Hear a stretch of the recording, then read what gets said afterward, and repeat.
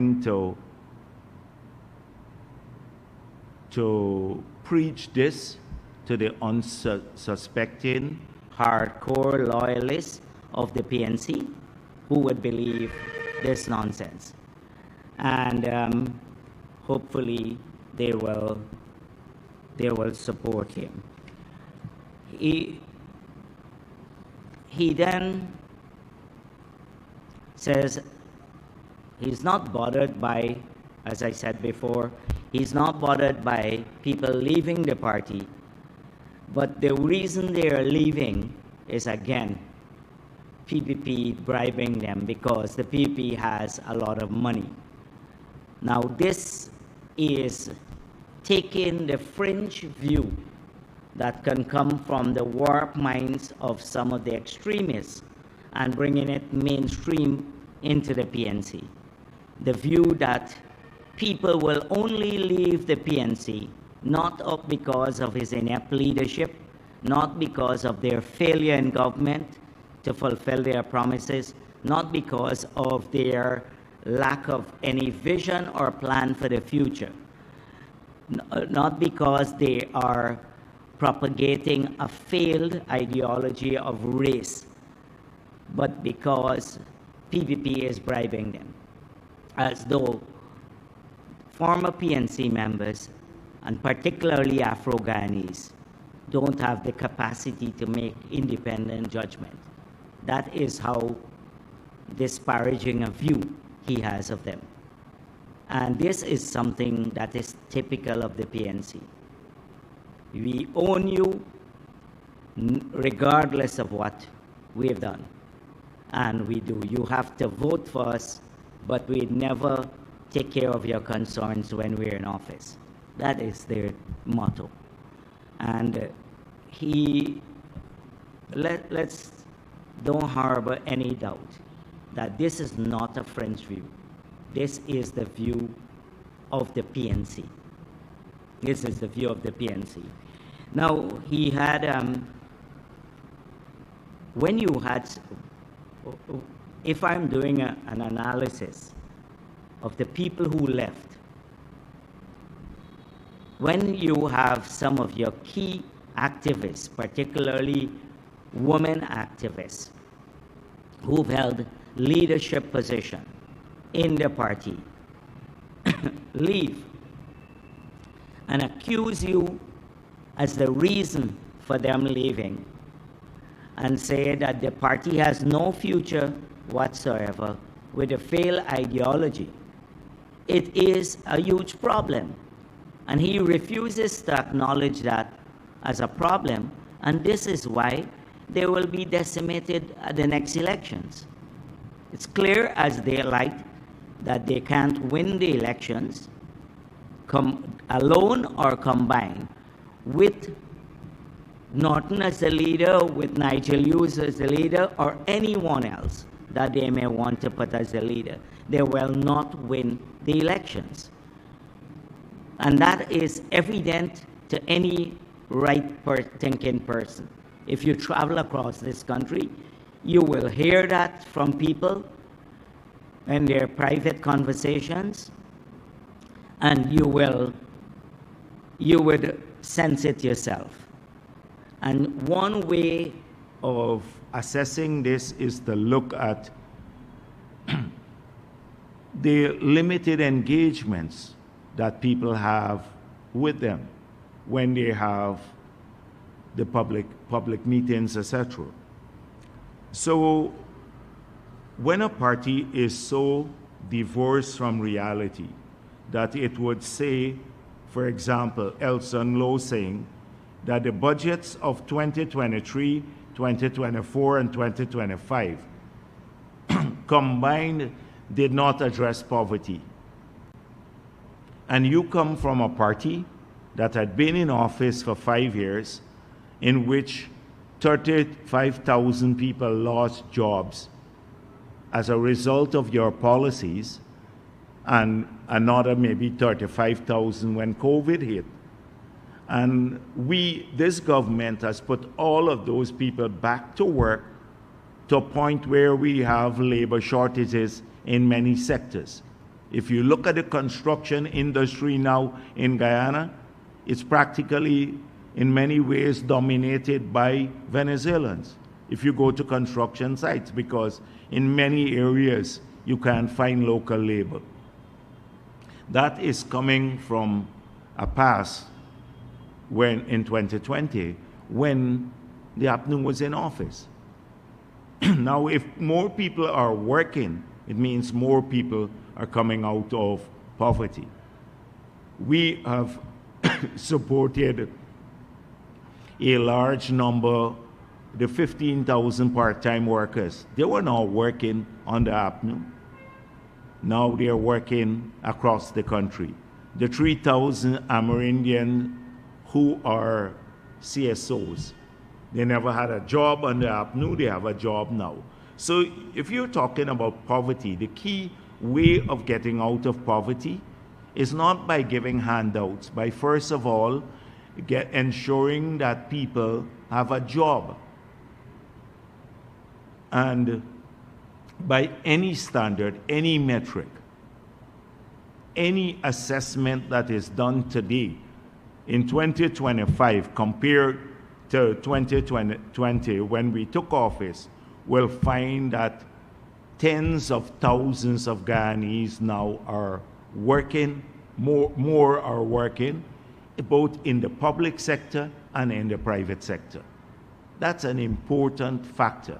And it came about largely because we re-engineered immediately when we got into office the fiscal environment to stimulate investments.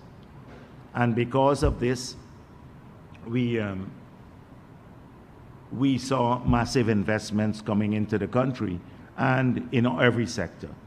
And that is why you have so many people working today. So today I don't want to do an extended press conference. I'm tempted to do short press conferences now and then come maybe twice a week so that I can respond to, as we get closer to elections from the party side, to respond to the numerous lies that are told during the course of the week. So I'm thinking about it seriously because many times the accusations are left hanging for a whole week. And as a party, I think we need to respond to those accusations. But on this matter here, I think it's very clear about the role that the PPP has played and the changes now, and that APNU and the others are basic. I don't want to say a spent force because it would be disparaging political parties, and we never underestimate the people we're contesting against. That is why the People's Progressive Party has been successful.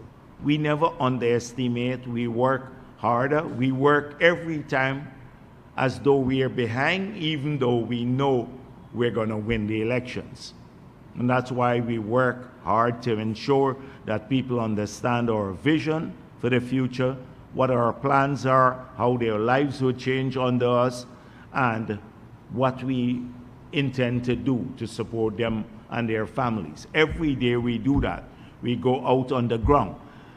We don't do it going on the ground, talking to communities, is not a feature of the People's Progressive Party that was recently developed. We've held throughout our lives tens of thousands of bottom house meetings in the opposition just to explain our loss in the 2015 elections. I did more than 90 bottom house meetings to say, hold on a minute, we can complain about the loss, or we can accept that we're out of office and now work to rebuild the party bottom up to win the next elections. We can take one of the two positions. And I opt for the latter position. And that's why we started rebuilding and debunking the lies that APNU told. There are many, many lies.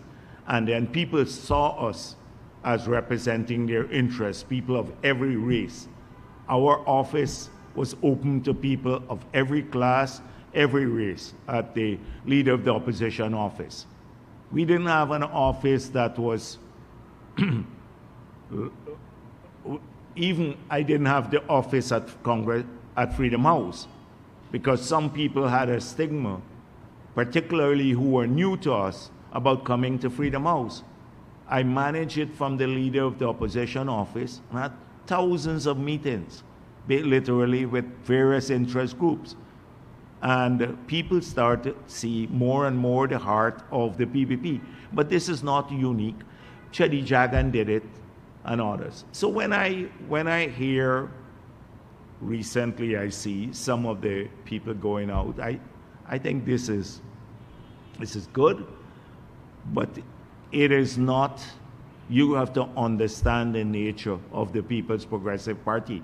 And we've been doing this, and we'll continue to do it in the elections. I saw the recent spate of ministers going out in what is considered a post-budget explanation of the budget and where we are going and what they can expect for this year and the future.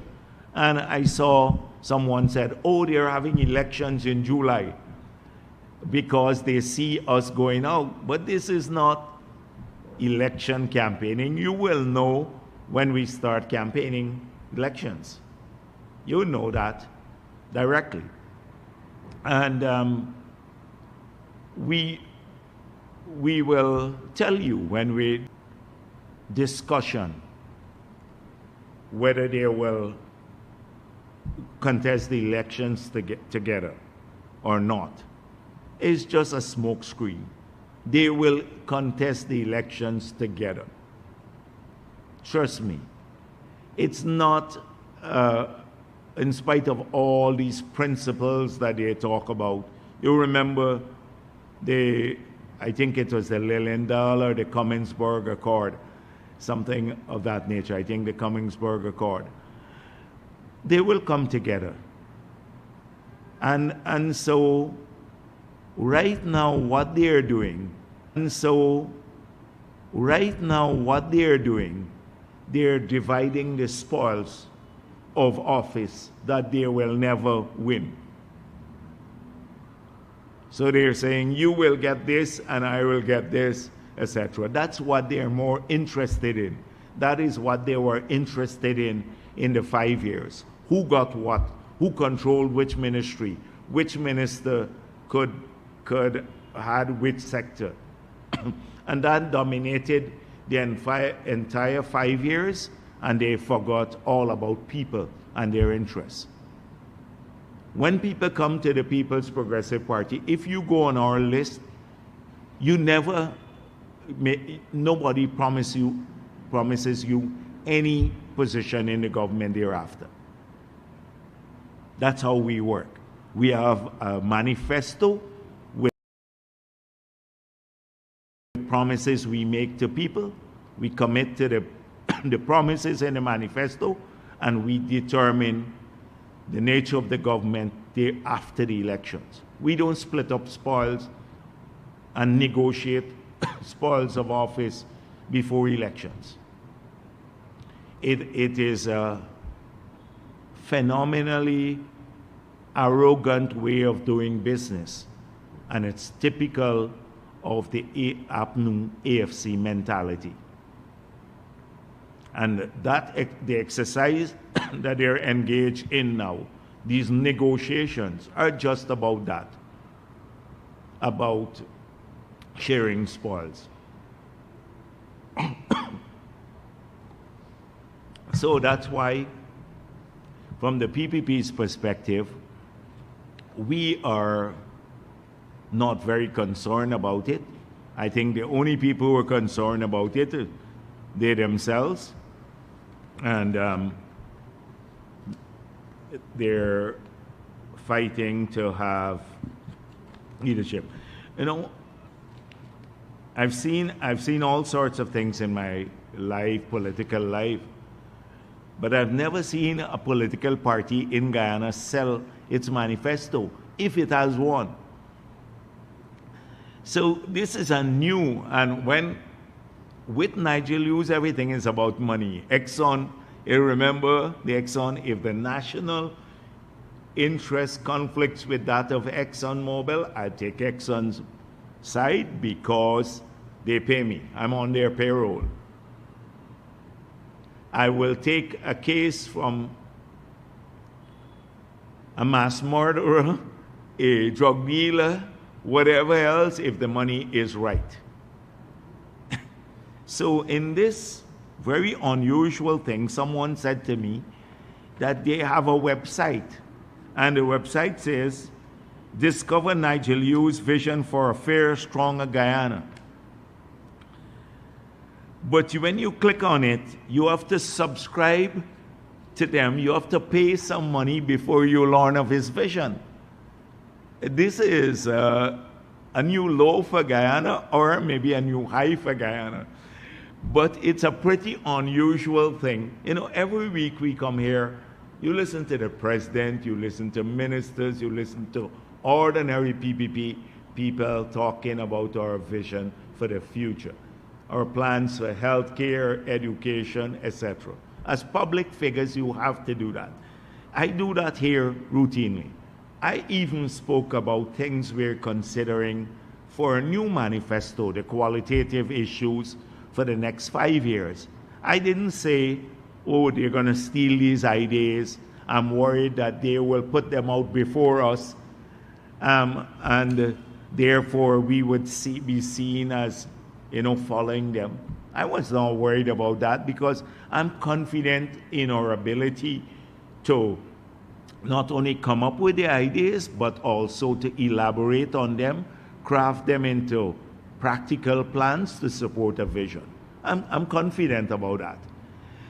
They are not so confident. So you have to, first of all, Nigel Lewis talk about a vision for Guyana when he was new, before the shine was rubbed off of him. And he talked about his vision for Guyana. But we were trying to think, where is the vision? And then he told the reporters that, you know what? I don't really have a plan. I want all the political parties to get together and work on this plan. So this is a rare admission of honesty from a political party that had been in existence for over 15 years, the AFC, saying, for 15 years, we don't know what we were pursuing. We don't have a plan for transforming Guyana, although we claim we did in 2015. So that was a rare admission. Then he said that some members would be working on an oil and gas strategy. And he had nothing to do with it as the leader of the party because he was working for Exxon. But they would work on an independent oil and gas strategy. That has not seen daylight until now. And then from their counterparts, the PNC, they are more comfortable with slogans. People-centered development.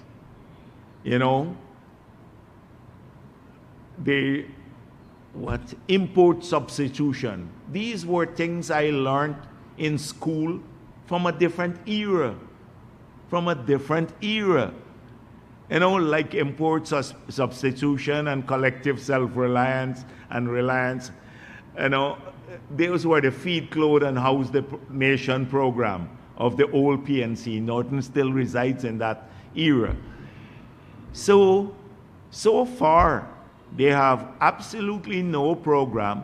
They are very good at criticizing the PPP. So you're not doing enough on poverty. We didn't do anything on poverty, but you're not doing enough.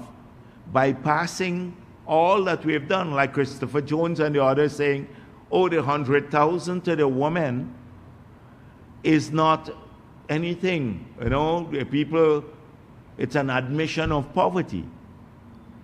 Well, the thing is that We're giving 100,000 additionally to women who just had a newborn. We put in this year's budget $10,000 for every adult Guyanese to get a voucher to do basic tests. We had a spectacle program last year. We had a cervical cancer program.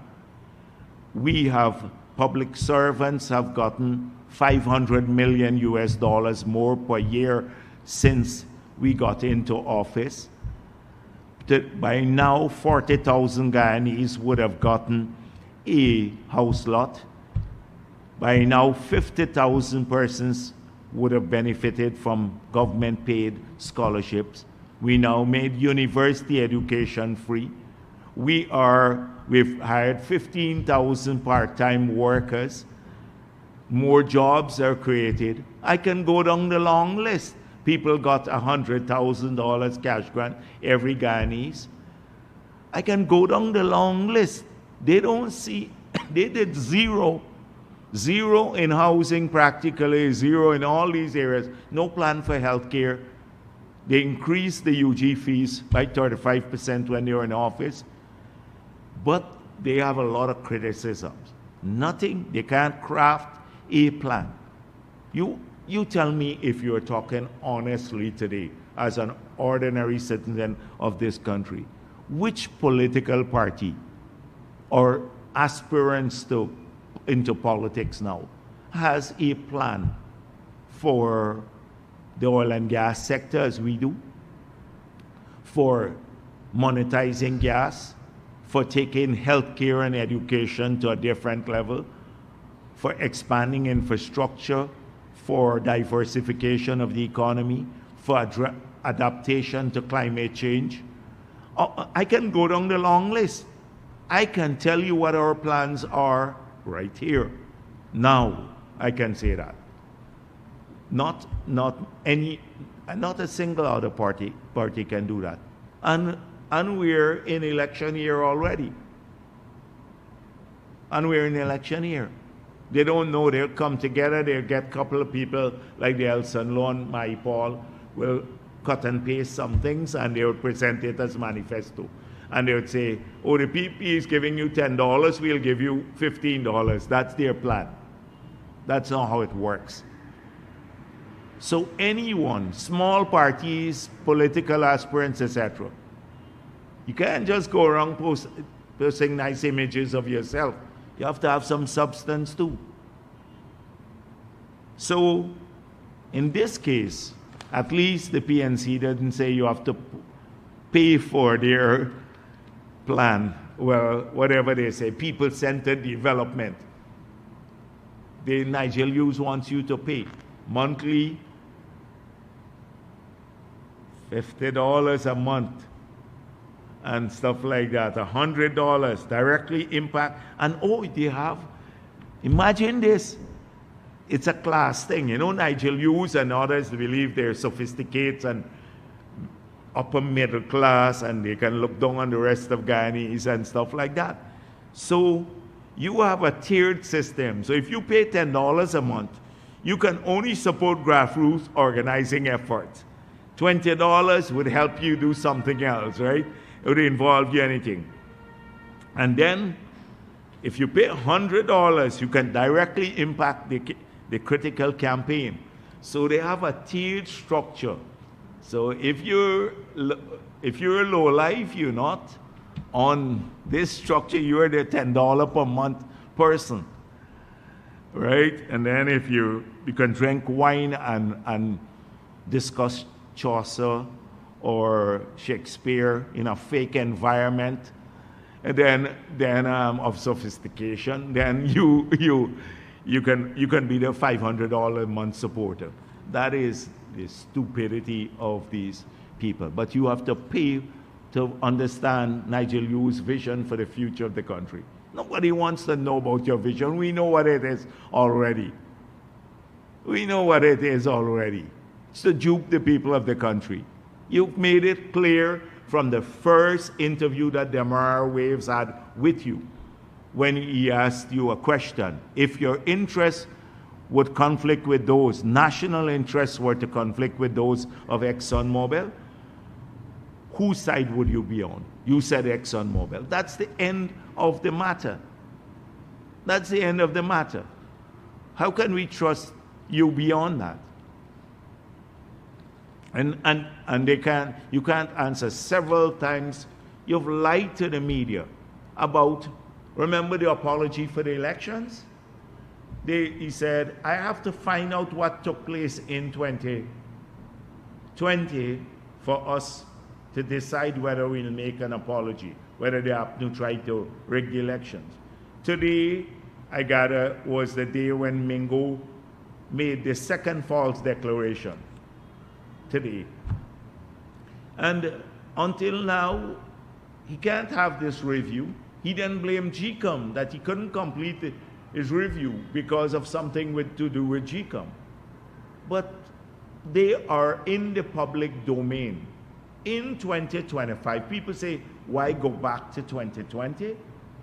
But the same players are here in 2025 dishonestly claiming that they won the 2020 elections.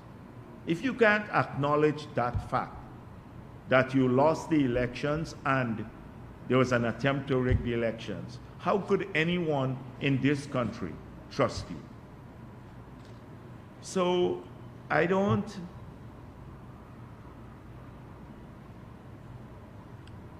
believe that people of the country, particularly APNU supporters, are going to fall prey for their lives again.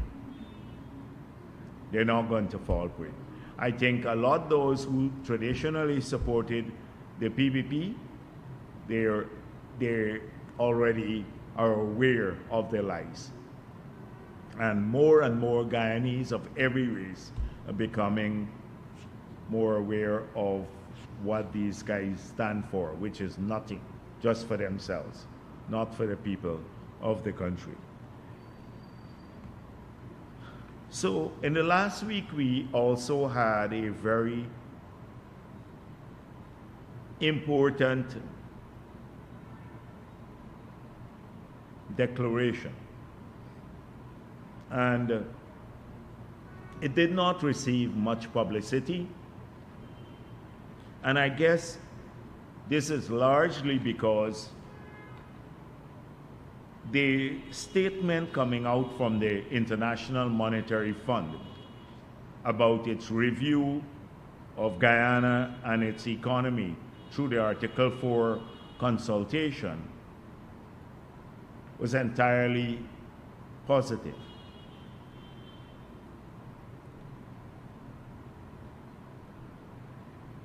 Had this been a negative review, every single day you would have seen elements of it in the media and editorials from the Starbuck News and others speaking of it.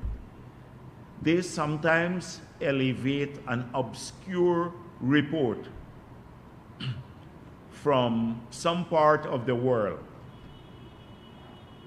from an organization that nobody knows exists and make it seem as the prevailing condition in the country. So I saw some organization talking about press freedom in Guyana, which, as you know, is healthy and strong. But they ignore the giant in the room, which is the International Monetary Fund statement. Now, the Article 4 consultation, we do not have a program with the IMF. We exited the program since 2006 because we worked our way out of that program from the era when we were bankrupt. We were declared uncreditworthy to borrow in the 80s, late 80s and 90s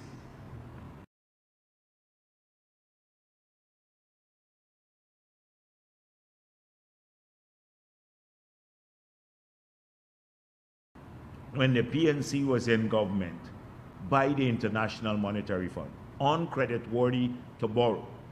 When you get such a declaration, that means you can't borrow commercially, and you can only go borrow in the context of an IMF-supported program, which entails a lot of conditionalities. So because our economy was bankrupt, declared bankrupt in the 90s by the IMF, the APNU went into a program, a structural adjustment program. They had no national program. You hear sometimes they go back and say, oh, we had the economic recovery program. That was a structural adjustment program dictated by the International Monetary Fund.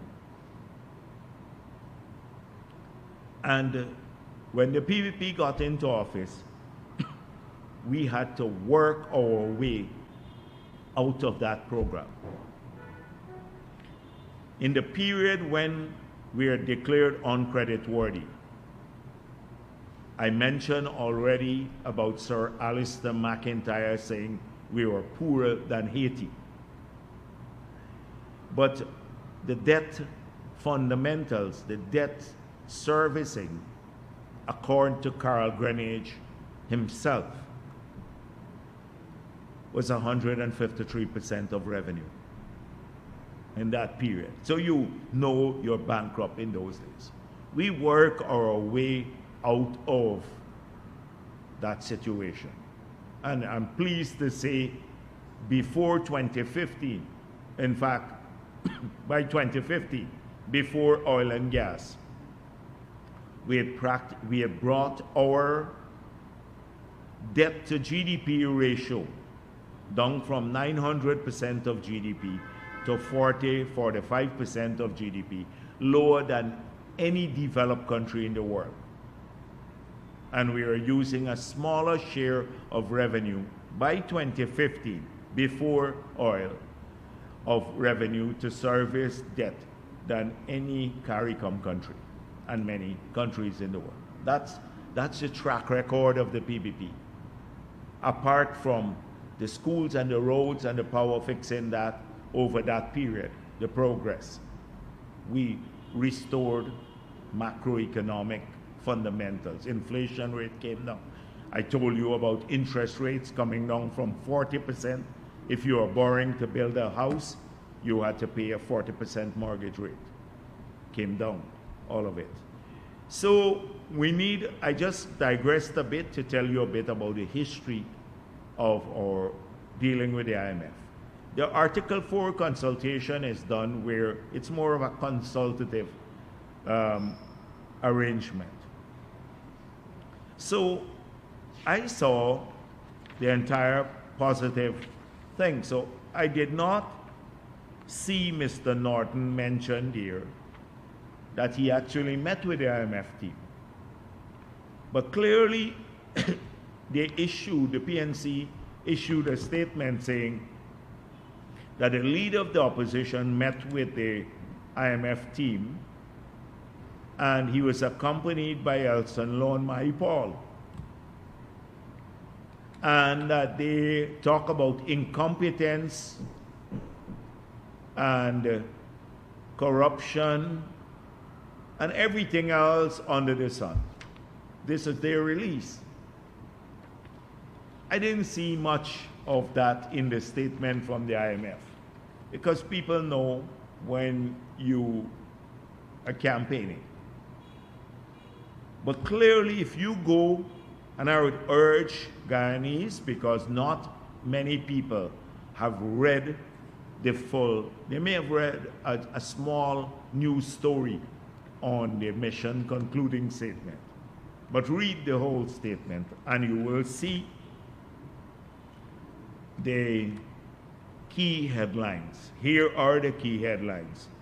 Guyana's economic transformation is advancing at a strong pace and broadening in scale. The medium-term economic outlook remains highly favorable with balanced risk. Staff commends the authorities' continued commitment to maintaining macroeconomic stability, ensuring fiscal sustainability, and fostering inclusive growth. Given Guyana's development and investment needs, the fiscal policy stance is appropriate at this stage, and the fiscal deficits should gradually close over the medium term. Monetary policy remains appropriately tight, helping to contain inflation. There is scope to strengthen macroprudential framework to help effectively respond to potential shocks to financial stability. The authorities have advanced in enhancing governance of the NRF and modernizing public sector operations. Staff supports Guyana's continued efforts to strengthen its AML, CFT, and anti-corruption frameworks in line with its international commitments. Continued implementation of reforms will further strengthen fiscal transparency and anti-corruption framework, including in extractive industries. Guyana remains a global pioneer in climate policies, monetizing forest conservation, and the authorities are enhancing the country's energy matrix, strengthening macroeconomic resilience. Staff supports the authorities' efforts to foster inclusive growth, economic diversification, and upgrading of labor skills. These are the headlines. These are the headlines in the IMF concluding statement. Now, if you go through the content of these headlines, you will see how much of what we are doing, when assessed by a technically capable body, not by Elson Lowe, who was a resort assistant at SARA in the last government. He's their economic spokesperson now. Now the IMF sends down a huge team of economists. They spend several days. They go through all the agencies. They meet with people in the labor movement. As they said, the private sector, they met with Norton. I met with them and the Minister of Finance and the technical staff, and they do their own independent assessment which goes to the board. And so, where it concerns framework for managing the economy, my engagements with them, this was a concern of theirs and ours too.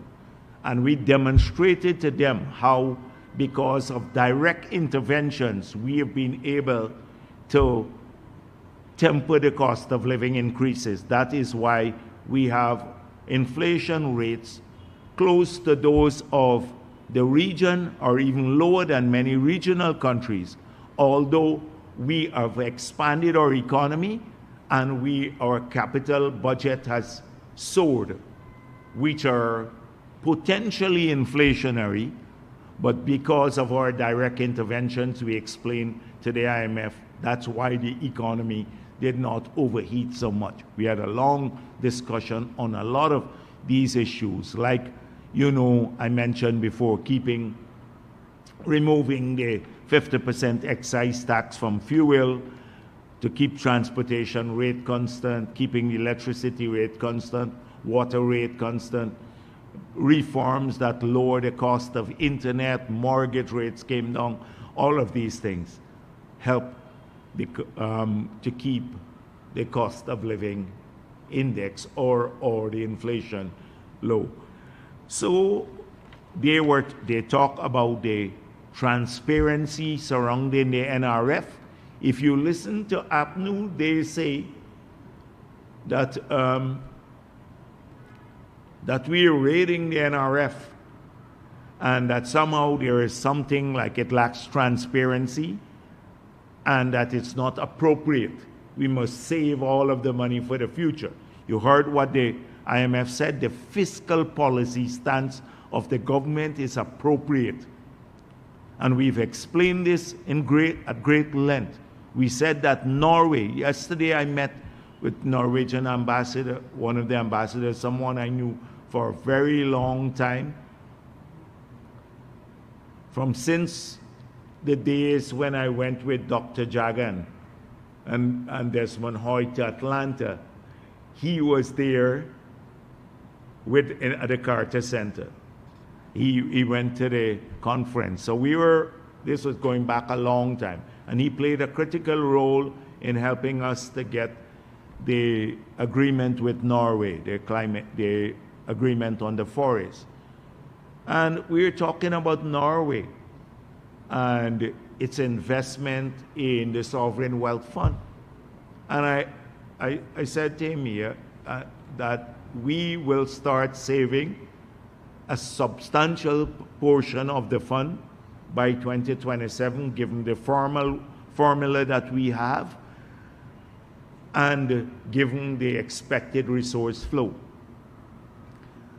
And this is only a few years after we started producing oil and gas.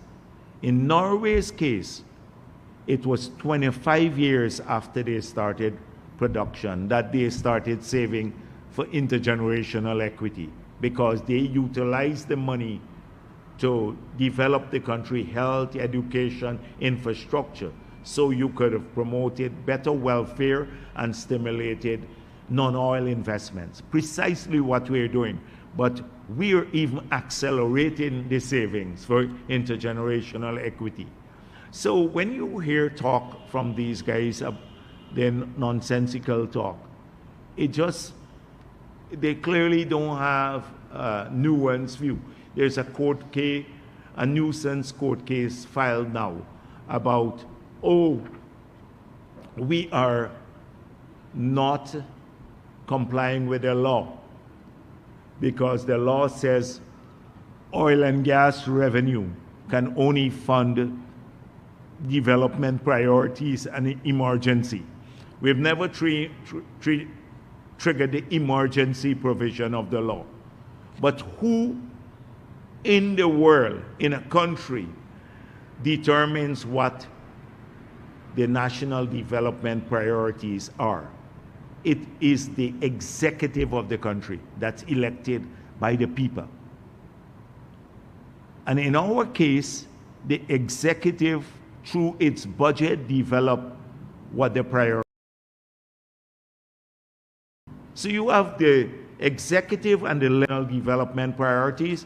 It was sending their ministers to Ireland for medical care through an insurance arrangement that we paid for. It was the SLED program that Christopher Jones and the others were using for themselves. It's that sort of national development priority. They had a different one than we had. They took away the money from the school kids. That was not their national development priority, the 10,000 grant, but put it on dietary, more food in the government. The children were not their priority. University education was not our priority. They increased the cost. So we have a different priorities from them, but it was their right to do that because they were in government. But it was misguided. But coming back to the key point is that even if one were to say, all right, well, should we not identify what they are generally? If you look at the education and health expenditures in this year's budget, and you add roads and bridges, I made this point before, it's more money that we're spending this year on just education, health, roads and bridges than we have than revenue from the oil and gas sector in the budget. So we're spending more on those 3-4 areas than we have received from the oil and gas sector's revenue. But it's a nuisance lawsuit. It's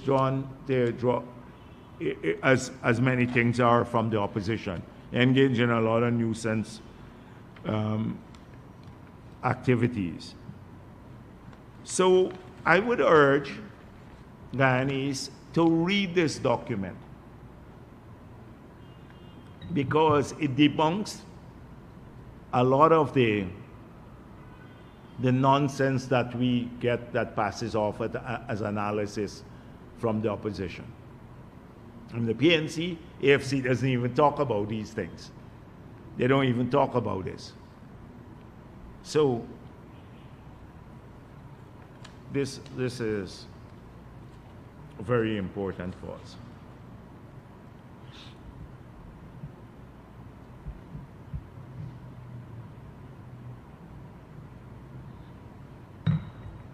So last week, I addressed for the first time the issue of the Mohammeds.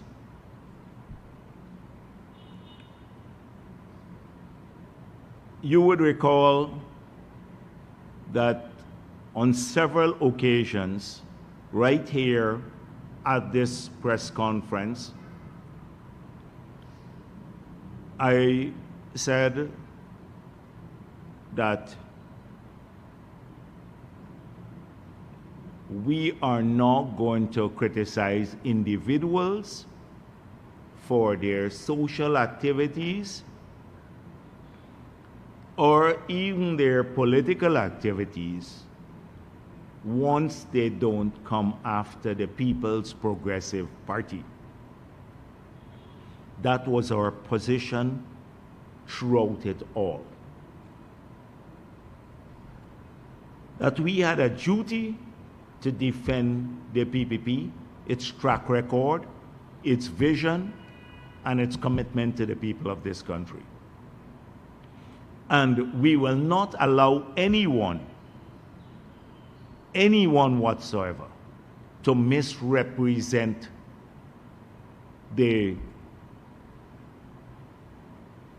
what we are doing. So, Mr. Mohammed, prior to last week's press conference, made a public statement in which he identified several areas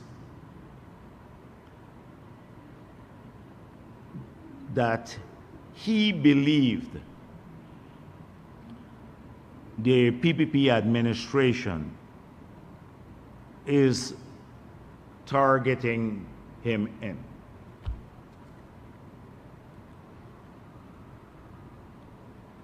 He said, first of all,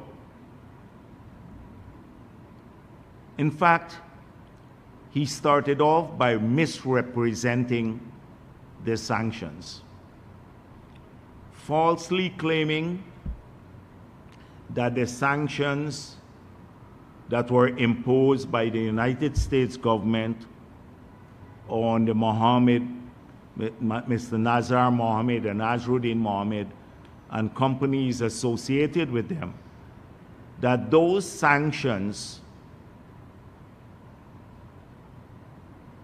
had a bearing only on nationals of the United States of America.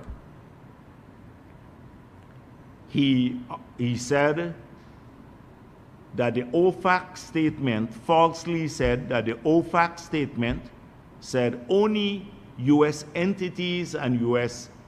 citizens or green card holders could face sanctions or law enforcement actions should they engage in business with him.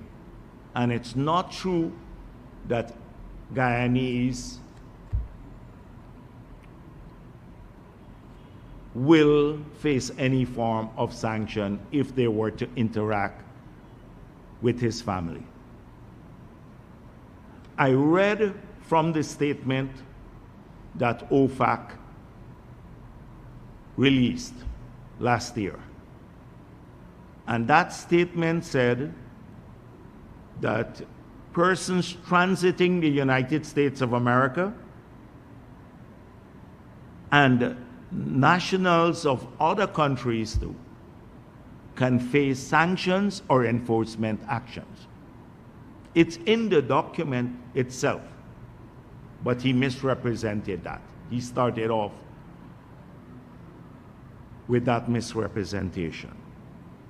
He then claimed that people close to the People's Progressive Party or the administration had lost their visas. That it's not true that people associated with the Mohammeds had had their visas revoked, visitors' visas.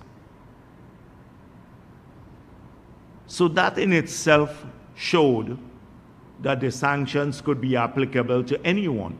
Because if you have a visitor's visa and it was revoked because of interactions with the Mohammeds, then it means that it's applicable to people who are not U.S. citizens. Because U.S. citizens do not need a visa to travel to the United States of America. So I said, I made it clear, that this is not so. In fact, a number of people, religious leaders, several others, who had engaged with the Mohammeds some in a passing way even, but had a record of calls, apparently calls or text messages or anything else with the Mohammeds, or seen around them. They were questioned by U.S. law enforcement officials when they entered the United States of America on a visitor's visa, and many of them had their visas revoked. And I know this to be true, and there are individuals, should it come to this, that I can point to, who came back and told us this. So that was the first misrepresentation, blaming the PPP for this matter. The second thing he said in the letter is that, in the statement, is that he was aware of a businessman in Guyana who was smuggling large quantities of gold and maybe purchasing a large quantity of gold from the Venezuelan military, and who was putting the financial system here at risk, but nothing is being done about this individual. So I said, you should make this public, who the individual is. I'm sure that everyone would be happy to know, the media, the police, the US government, everyone would be happy to know who this individual is, particularly if they're breaching sanctions against Venezuela. So make the information public. But I pointed out that here is a sanctioned individual who was accused by the United States government of smuggling over 10,000 kilograms of gold out of Guyana. 10,000 kilograms is 10 tons of gold. Just imagine 10 tons of gold. 10,000 kilograms of gold out of Guyana between 2019 to 2023,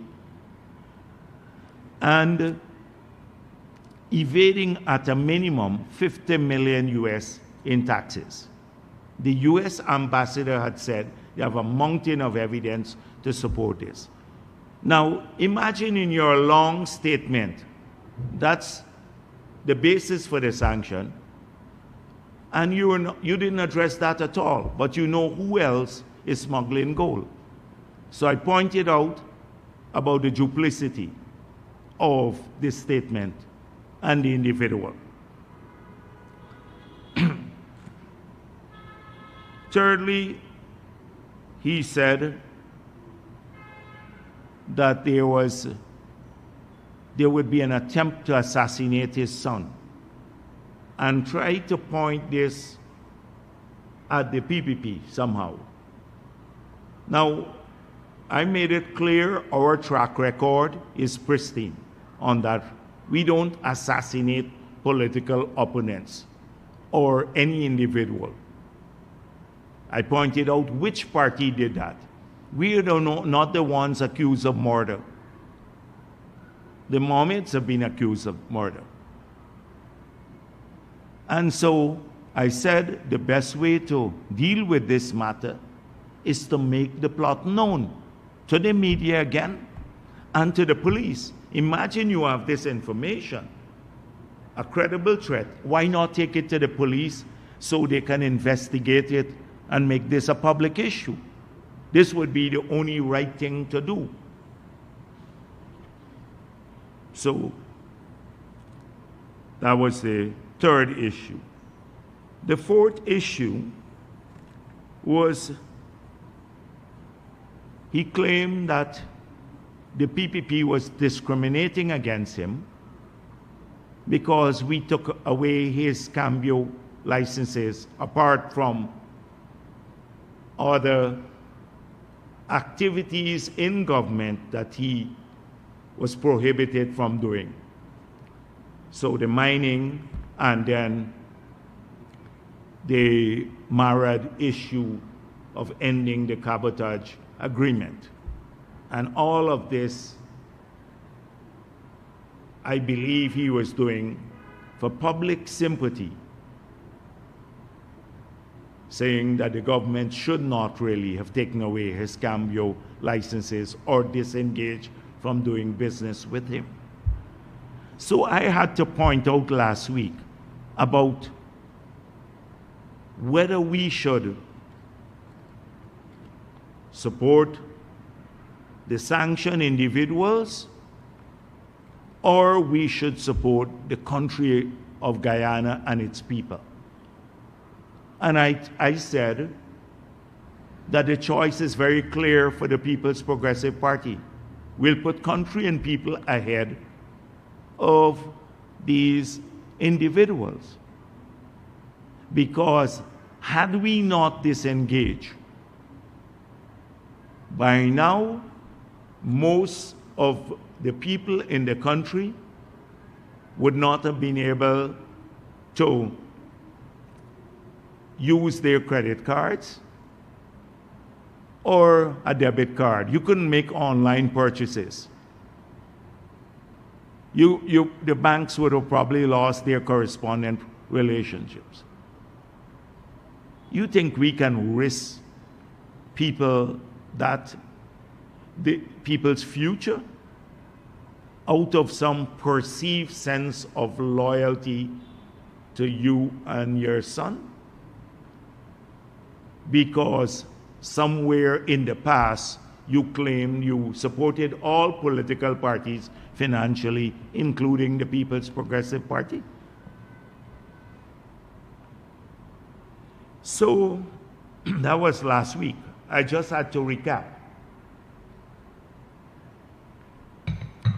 So until now, we have not seen the Mohammeds do any of the stuff that I urged them to do publicly. Will they answer the question, did they smuggle 10,000 kilograms of gold or not, and owe the state $50 million US or $11 billion at a minimum? That's a straightforward question. And is the United States of America lying when they said they have a mountain load of evidence?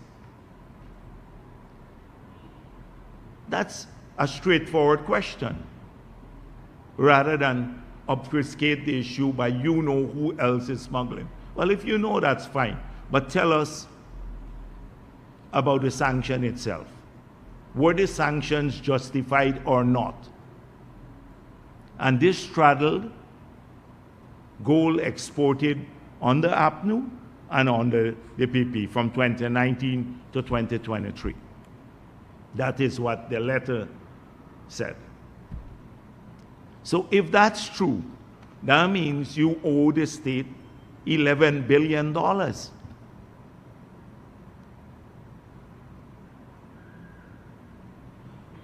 The second thing I urge Mr. Mohammed to do is to go to the police and also write every organization globally about who wants to assassinate your son. I've not seen anything in the public domain on that. He just made a statement, threw shades at the PPP, and then just, ignored it totally. He didn't address it. I'm expecting, if you know this, go to the police, write the US government, write the United Nations, because that's the thing you should do if you know of a plot to assassinate your son. The third issue is the businessman who is breaching US sanctions. Could you make public his name or give it to the law enforcement authorities, since you know so much about who is smuggling gold? So none of these questions were answered in the past week. None of the questions were answered in the past week. Instead of answering the questions, they went and made a new set of accusations. So, the new set of accusations, and Gordon Mosley, news source, seems to be the new mouthpiece of the Mohammeds. They're securing interviews with the Mohammeds. And they didn't ask the tough questions. Did Mosley ask, did you smuggle 10,000 kilograms of gold out the country? As if you have an interview with the Mohammeds, as you claim here, and you represented in this story, you should have asked that question if you're a reporter who is dedicated to finding out the truth, or who wanted to assassinate your son. Should you not speak about this? None of that came out. So a new headline now: Nazar Mohammed claims government engaged in major transactions with family after US sanctions. Didn't give nothing. No answers from last week. A new accusation now. So I will urge Mr. Nazar Mohammed to make public what these transactions were.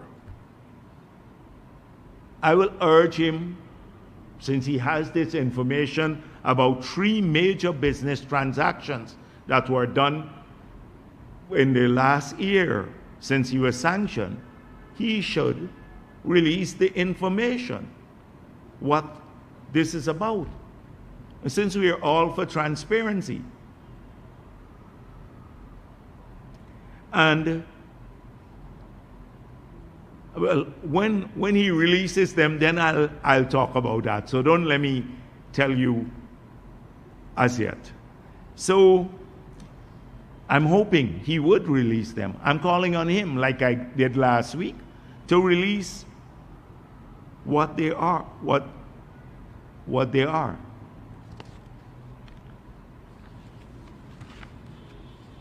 And then,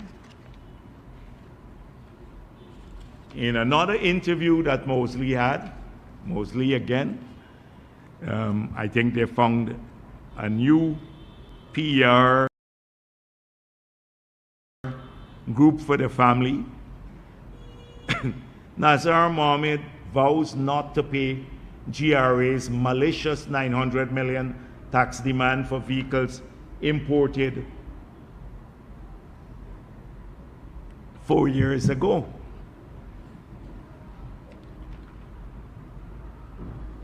So last week, I think I dealt with this matter. Now, I dealt with this matter just by saying that it was extraordinarily stupid for his son, Azhar Mohammed, to make a post about how much taxes he paid. So Mohammed is in the story now that Gordon Mosley represented. They're claiming that this is because his son decided to run, that this is a vindictive act, the demand for him to pay the real taxes on the imported vehicle was pursued by the government. So let's follow the sequence of events. So on 18th of February of this year, Team Mohammed, in, as I said, a moronic act, posted this. The Mohammeds paid over $98.6 million in taxes to GRA for just 3 vehicles.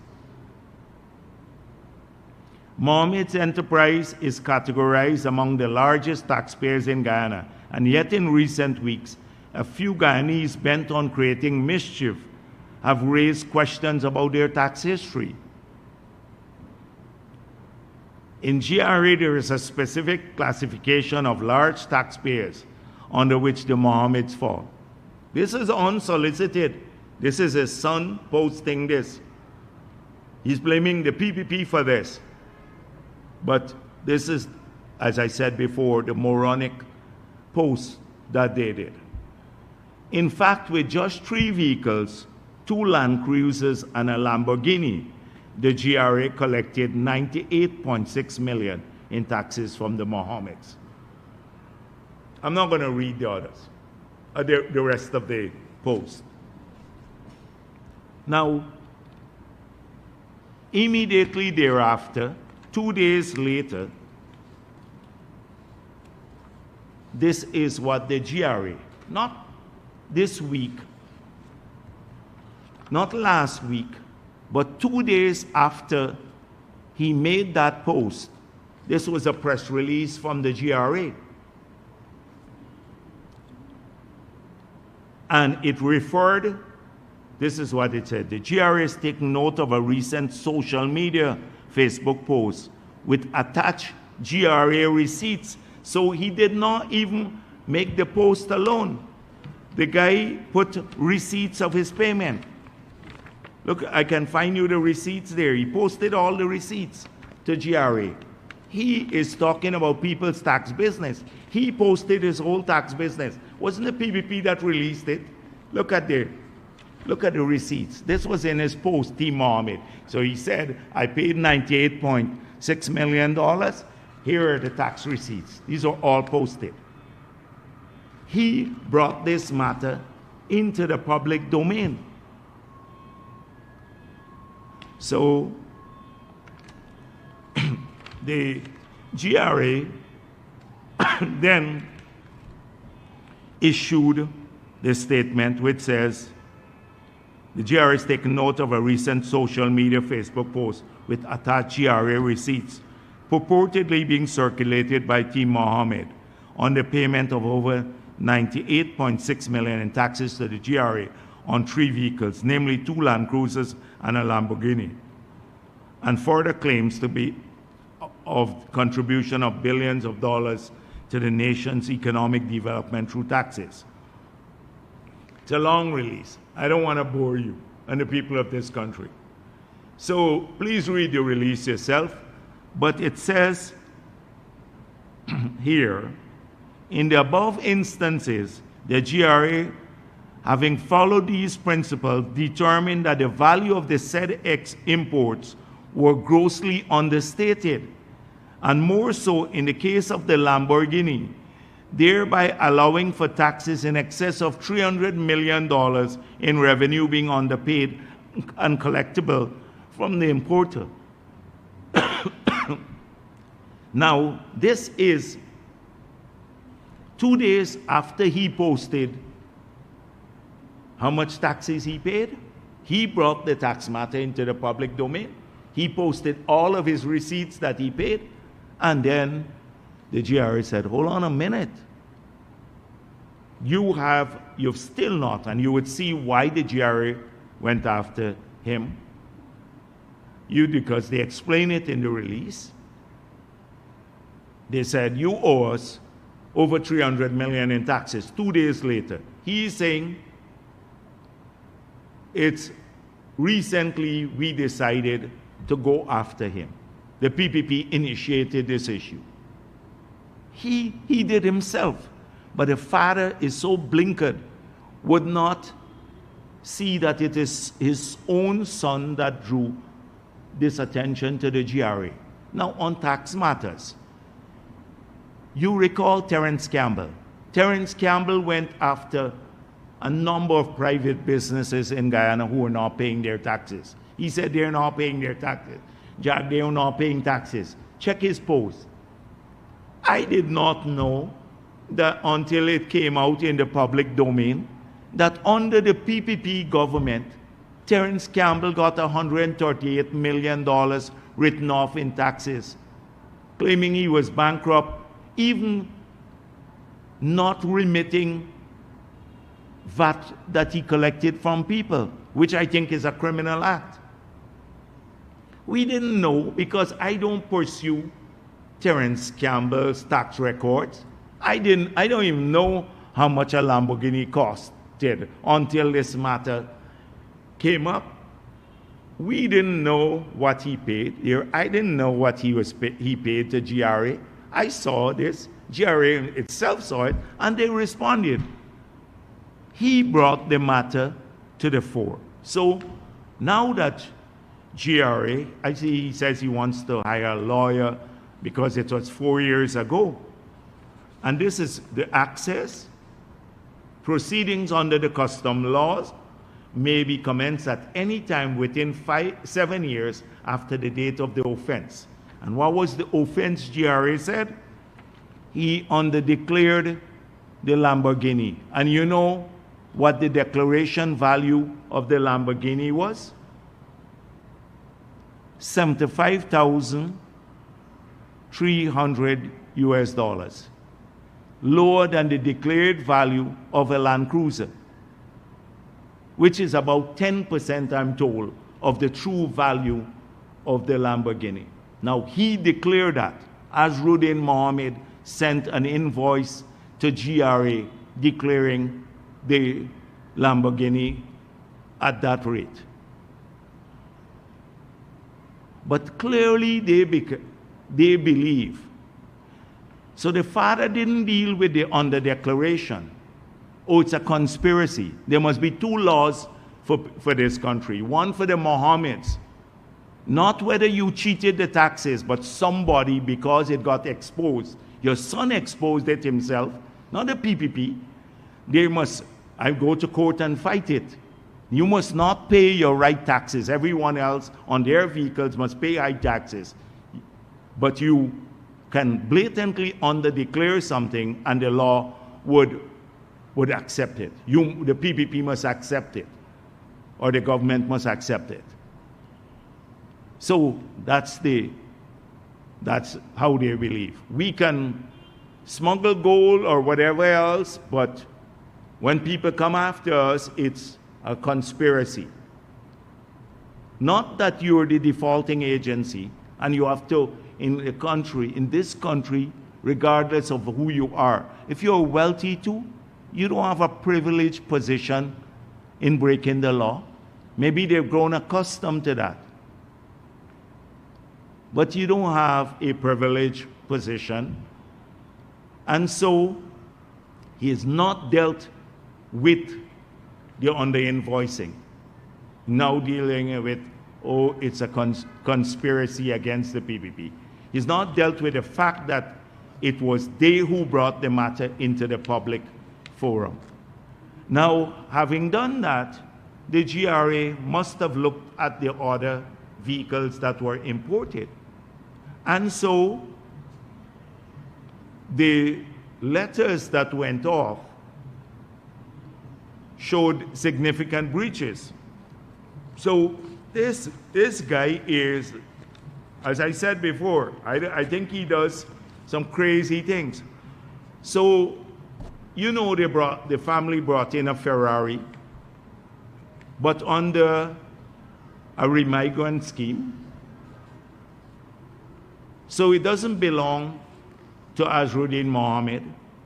But in a Facebook post, he speaks about, while at the estate, the children who were accompanied by their teachers were fascinated and elated to have seen Mr. Mohammed's fleet of vehicles, including the Lamborghini and Ferrari, up close. He posted that they belonged to his fleet. Now, the vehicle didn't come to him. It doesn't belong to him. But he posted this.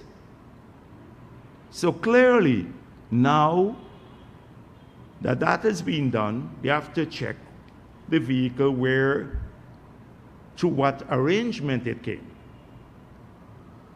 And see whether the remigrant breached the conditions of the conditions to access the concessions. And they would have an opportunity to present a case. I think GRA said, show us that you're not in breach, and then that's fine. So that's all GRA said, show us you're not in breach. So this whole issue about conspiracy, oh, we're going after their vehicles, it's 4 years ago. They've not dealt with this. The evidence for this cheating the GRA is right here in the post, or the many posts that he made. So we can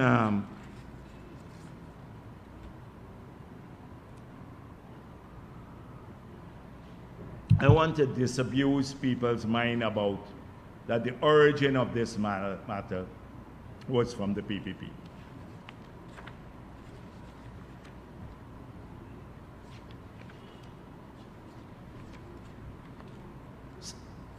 So we've looked at the activities in the course of the week. So I saw a credible source said that, not that that's a credible source, that's Sherrod Duncan, I think. I think Sherrod Duncan might be a credible source.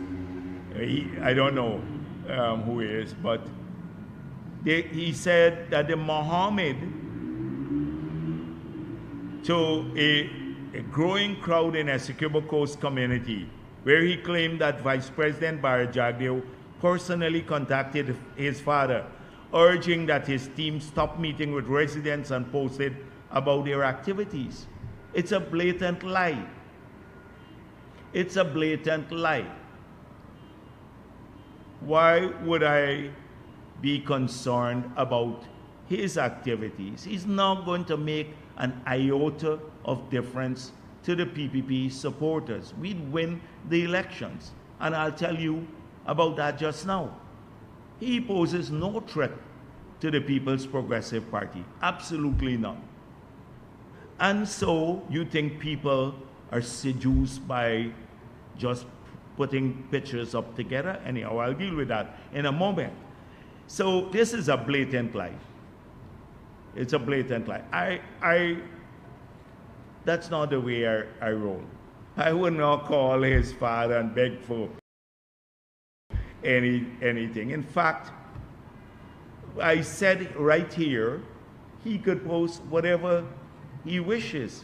I defended his right to go around the country.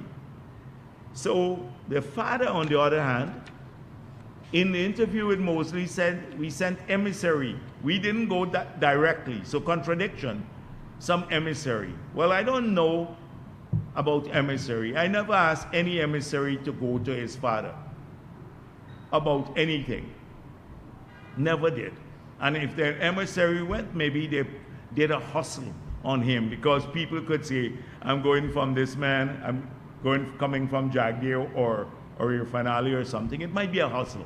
People know that you can get money for free, so they go and pull a fast hustle, a little hustle on them. And I don't begrudge the people, but never an emissary to them. What would the emissary say? This is a sanctioned entity. We have already, from the beginning, we've disengaged. We were in the process of orderly disengaging from them. That's why they're complaining about the PPP, because they believe we must keep them doing everything they were doing before, in spite of US sanctions, and put at risk the country. And that's not going to happen. So this is all false. Yeah, but they're free to tell the public who this emissary was and what he told them. As I said before, I've asked them to come in the public on many issues. We don't have anything to worry about with the Mohammeds. And there is this fallacy that they used to be funding the PPP. If their support did come financially, it was in tiny support of what we got from ordinary people and from other people around the country. If they made any significant or any support to the people financially. I was General Secretary of the party. I am General Secretary since maybe 8 years now. Never gave me money. I didn't know of any money that was given to the PPP, because outside of the system that we have here, where people pay money in, anybody who pays a contribution in gets a receipt from the party. We issue receipts for contributions collected. So I don't know about that, but they were not the financier of the PPP. They themselves said they gave financial support to everyone. So Norton asked the media to ask me the question. I don't need the media to ask me. I'll tell you openly. I'll tell you openly. We have nothing to hide. We have absolutely nothing to hide. But we're not going to have two laws or sets of laws in this country.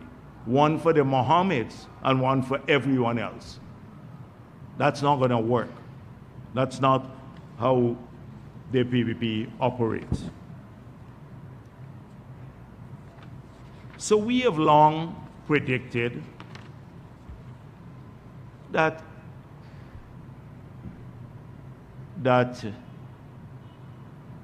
should he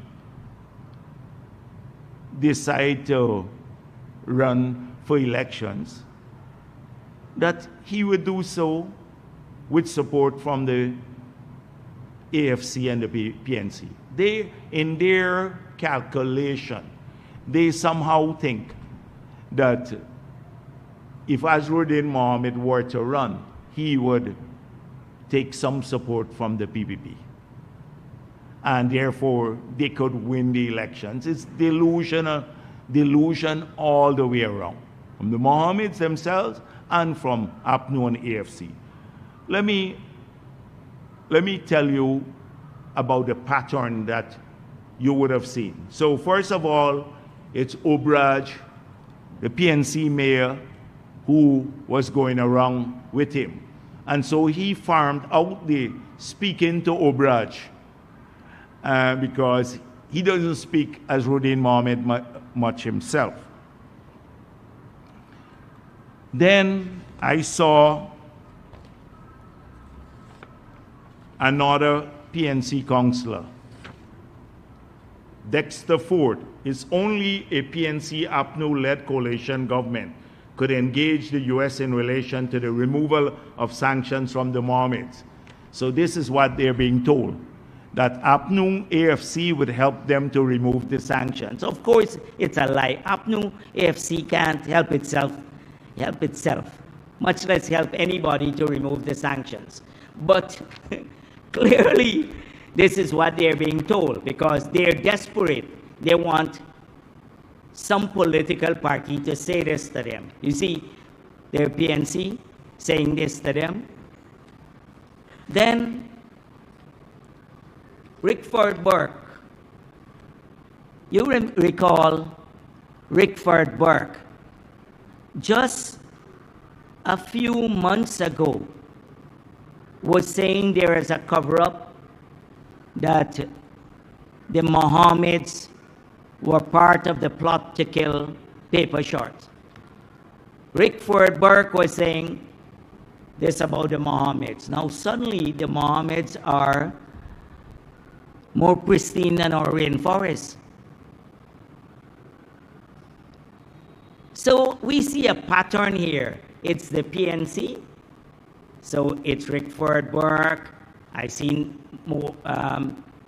Gordon Mosley now, Dexter Ford, Obraj, and then Nigel Hughes.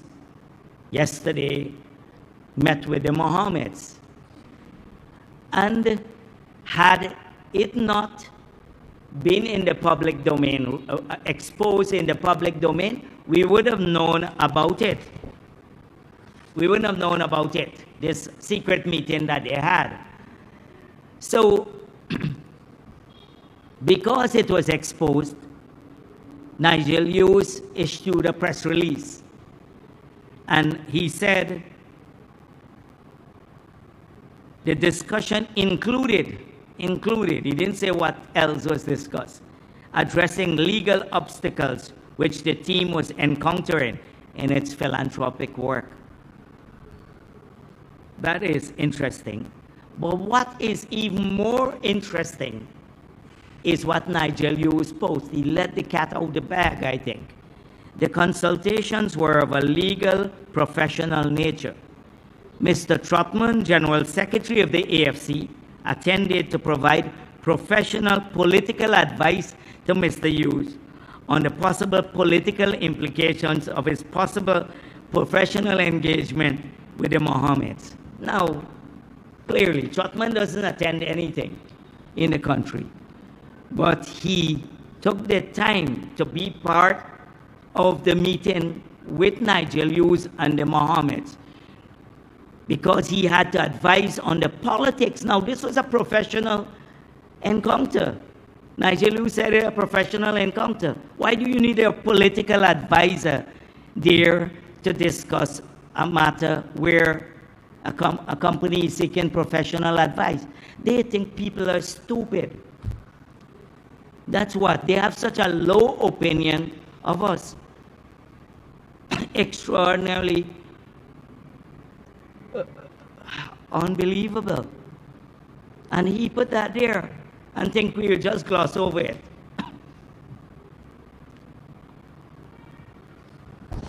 So I don't have any doubt that there would be a healthy engagement because of this fake promise that they can remove sanctions from the Mohammeds, and they believe that the Mohammeds could probably take some PPP support, that there would be a coming together of these forces. It's always like that. It's always like that. This is how it starts off at the beginning, or we're independent, and then it gets closer. So that brings me to Essequibo Coast. So who are the people who are organizing for the Mohammeds? And by the way, these meetings, they ferry people from different places, and it's not a large gathering, 100 people, etc., 150 persons, and they bring them in buses, this recycling people. And when people go there, they go thinking they're going to get some money. And you should see the disappointment when they don't get, because they believe the man has brought some money here, so I'm going to get some money here. They're disappointed. But I don't begrudge people from for going for some money. But it's the same PNC organizers now, because the PNC is flat on Essequibo Coast. Nobody even wants to hear about the PNC much on the Essequibo Coast. So the PNC organizers and their supporters, key supporters, are latching on to the remnants. And they're taking a few people disaffected. We, in the last elections, in Essequibo, we got 18,785 votes. APNU got 7,340 votes. Their APNU can't get 7,340 votes. And you had 496 votes that came from the small parties. It's the same people are going to gravitate, the same PPP haters. As I said last week, Slackbuck and the others are going to be the same ones who are haters of the PPP.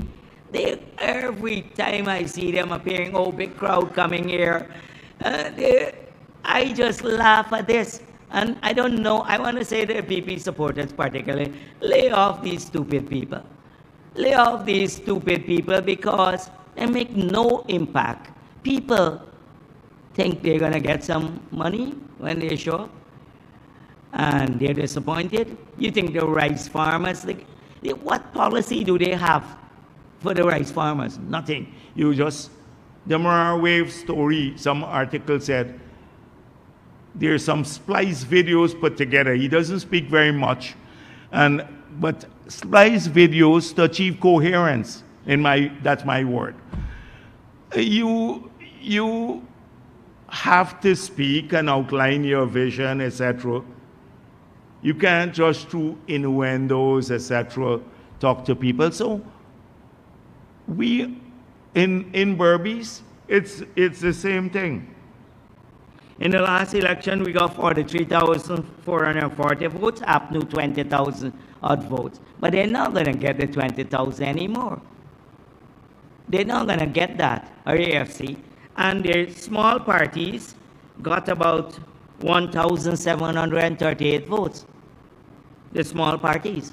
So it's the same people who would not have come to the PPP, like some of the others. Well, a few might migrate there. Not going to make any difference. On the other hand, the PPP nationally, as we demonstrated in the local government elections, we have grown our support. In New Amsterdam, we're now 6 seats, and APNU 8 seats. This is up from 2 seats in the town council here. In Maka, we grow our votes. In Kokoani, we grow our votes. In Linden, we got 2,500 votes more. In Linden, because the elections were held only in the township. Only in the township, we got 2,500 votes more. In Georgetown, we increased 11 seats in the city council. Because we are a national party. We cater for the interests of every Guyanese. Race and all of those things, and religion are not big issues. Well, they're not defining characteristic of how we treat people in our party. Once they work for the country and they work for the progress for everyone, you're welcome in the PPP. So when I look at the numbers, if you could easily go to a couple communities, like the kids who come out and run around and stuff like that. It's a different thing when you're actually voting. You have to vote on programs. And especially if you're a sanctioned U.S. entity. So when people say, oh, the PPP is scared of the Mohammeds, pure nonsense. Pure nonsense. But we are not, as I said right at the beginning, we're not arrogant. We will work on the ground. We will rebut everything they say about us, the lies they tell. We're not arrogant enough to say, oh, we don't need to address. They peddle lies every day to get away from the sanctions. They try to make themselves victims by claiming, oh, we're going after them for vehicle the taxes on vehicle stupidity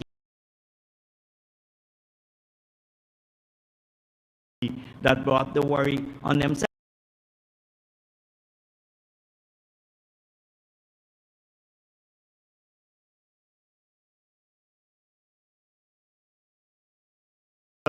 At least from the executive, I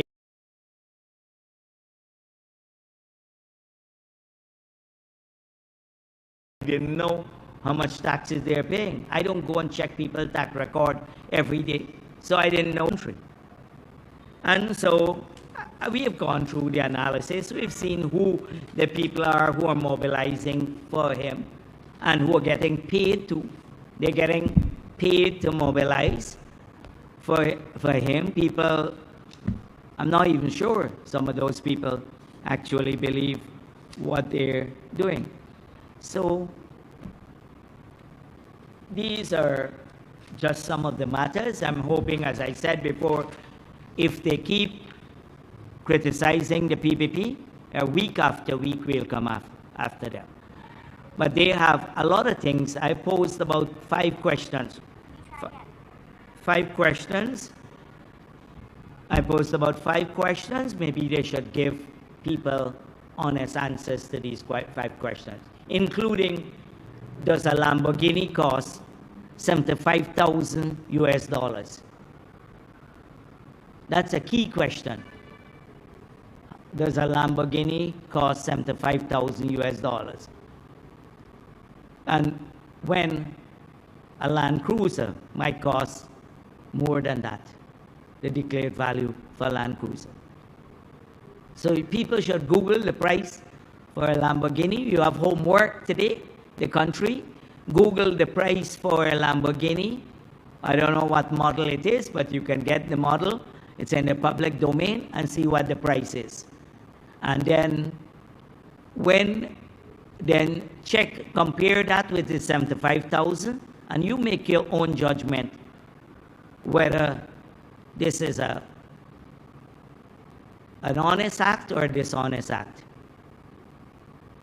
So that's all I'm going to say this week. Thank you.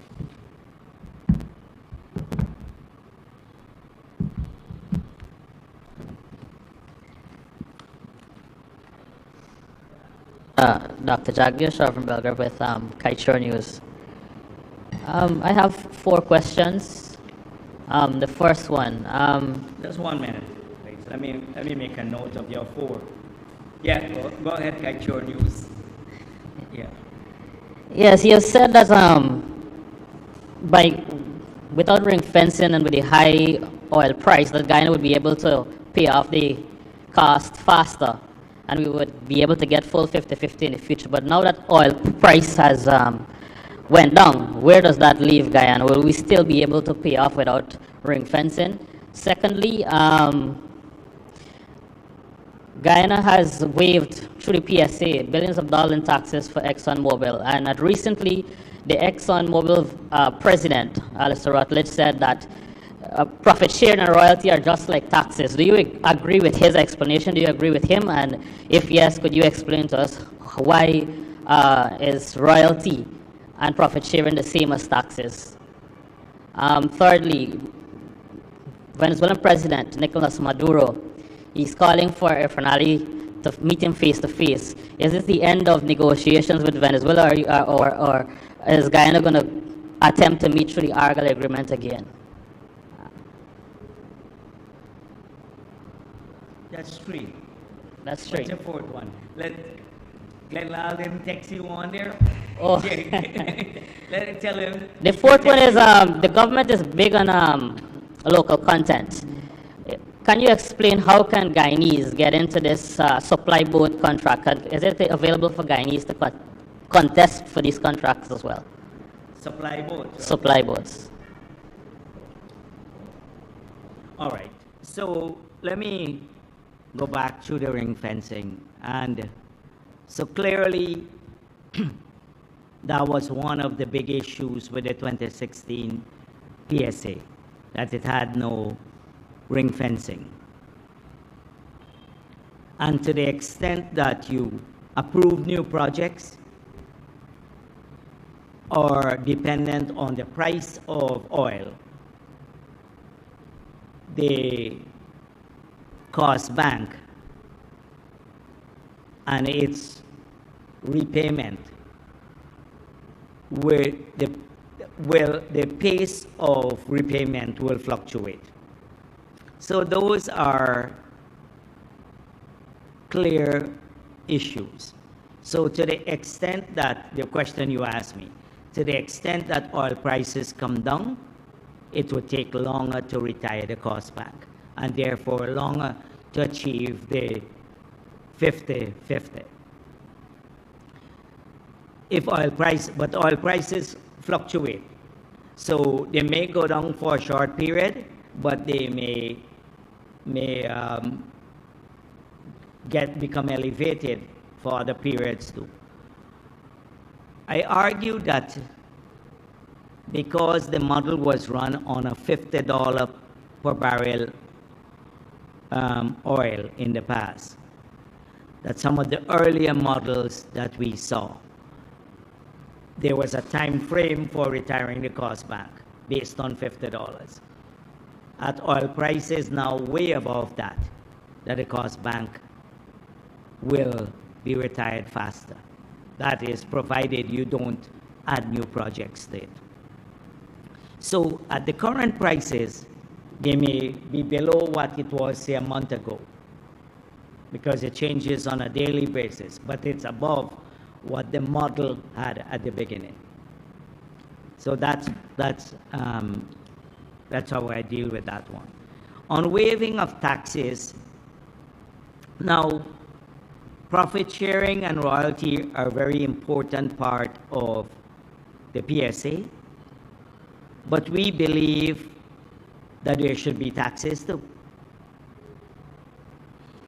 And that is why in the new PSA, we maintain the profit sharing.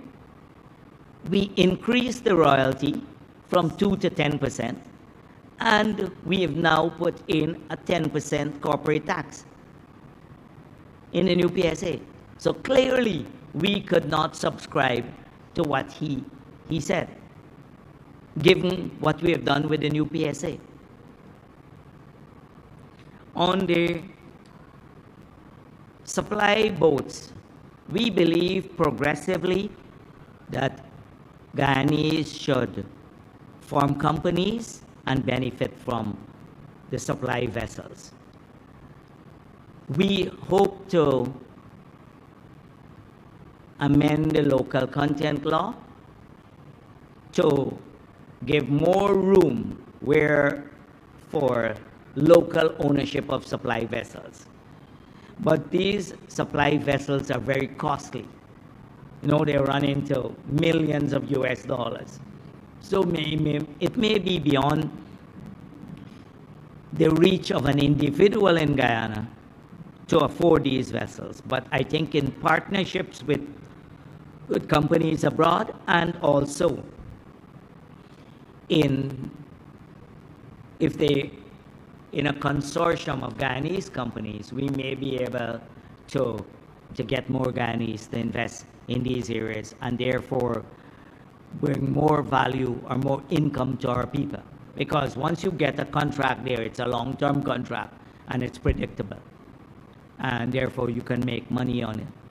So we hope in the future that the local content law can evolve to allow more room for Guyanese in these areas, like how we did with some other areas where we had 100%, procurement from Guyanese companies. We may not get up to 100% immediately, but a bit bigger share of the supply vessels contract should go to Guyanese. On the issue of Maduro trying to meet, I think he has indicated that. I don't think there are any plans to meet. That has been finalized.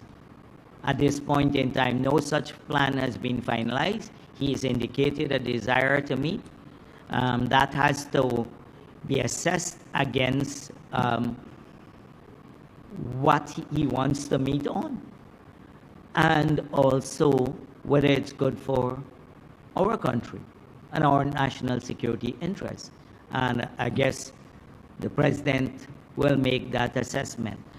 By the way, I forgot to mention that the president is in Texas, and he's been meeting with several top-ranking officials from the United States government, including the Secretary of Energy, and from Homeland Security, and many other agencies in the United States of America. So we're hoping to continue this high-level engagement with not just with the Department of Energy, but State Department, the Justice Department, and other entities.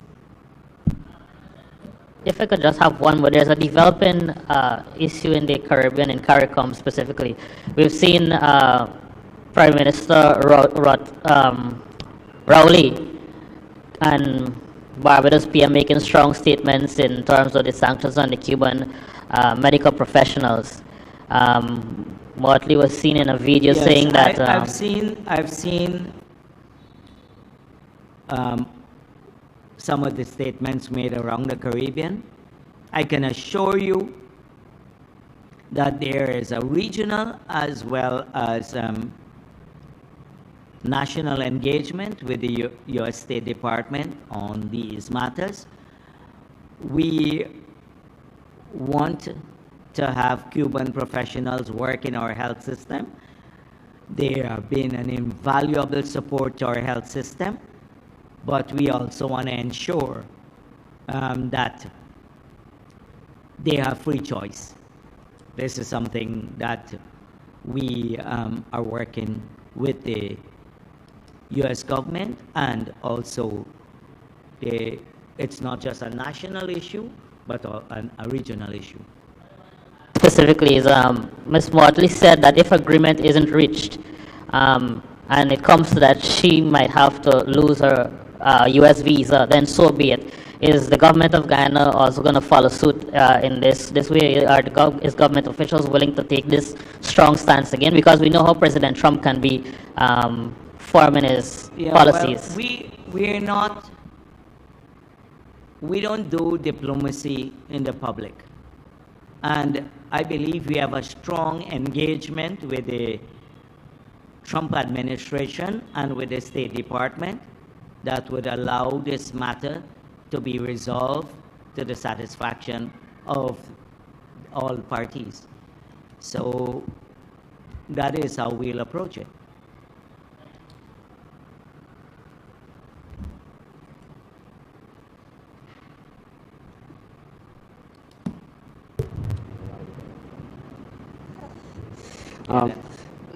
Mr. Jagdeo, Dennis Shabal, Demerara Waves. Sir, could you say whether the Guyana government has been informed whether a person of interest to Guyanese authorities, Melissa Atwell, has been detained or arrested by U.S. law enforcement agents? If so, what has the government been told are the reasons for her arrest or detention? And secondly, aren't you and or the PPP worried that the national election figures you have mentioned will not favor the PPP because of disenchantment and migration, when the gap between the PPP and the APNU in 2020 was just over 16,000 votes?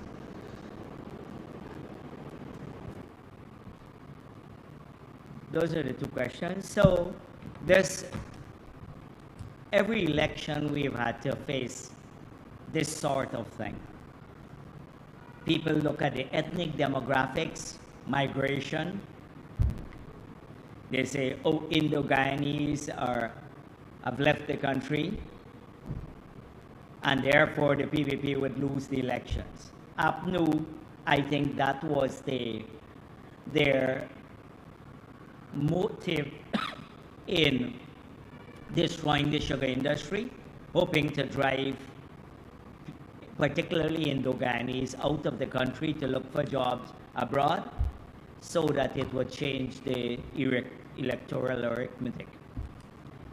Now, we have defied all of this. We have overcome all of this.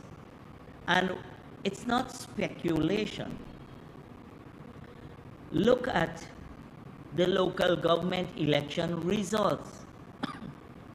So every party can speculate. I see people who call themselves analysts now who have never put together a campaign, never campaigned on the ground, don't have a clue about this analysis, has never seen a poll, all of which we have done. Come up with some wild speculation about what the results would be. We examine these things carefully. We've examined them carefully. And so,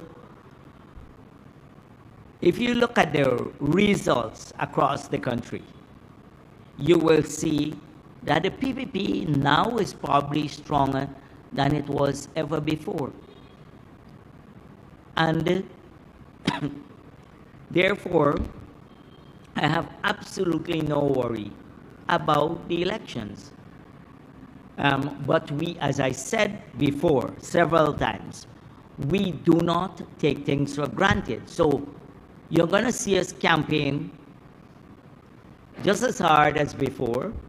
You're going to see us campaign harder than before. We will take on those who try to bring us down, and we will work with allies too, because there are lots of parties that want to throw their lot in with the PPP. And so this is clear. And if you go around the country, you'll get that feeling too. People know it on the ground. They know it. They're already planning beyond 2025 and beyond the elections. I've already seen that, planning beyond. So, but as I said before, we take things seriously. But this, we've heard this 100 times, Dennis. You've been around a long time too. Every election year, you get this.